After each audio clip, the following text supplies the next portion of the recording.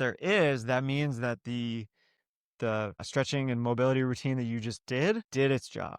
Okay. So it's something that I'm using on a day-to-day basis, a couple times a week to just like feel better. And then long term, and I feel like I have seen some improvements where I can increase my thoracic mobility, which I'll actually show you real quick how to test it. And so I know for myself, as someone who uses that test and tested that a few months back, that this is improvement. And so it's really, really important, anything in the gym, but especially mobility, but it would be the same thing with strength, is that you find a way to test the range of motion that you're trying to improve. And so I tested my thoracic mobility using our test here, the rotation test.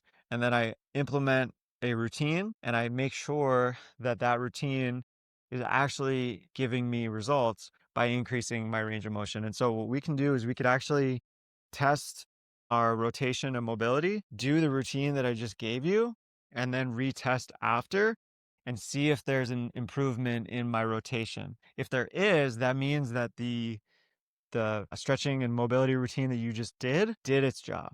Okay. Now you're not going to achieve full mobility if you were extremely limited, more than likely.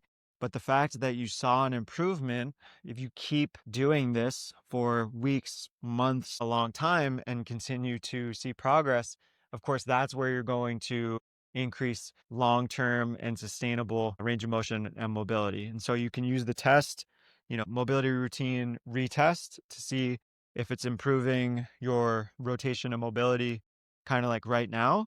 And then, of course, like gold standard would be where we're keeping that mobility for the most part long term, where I can come in like cold and I just pass that rotation test. So I hope that you found that mobility routine helpful and also the rotation test.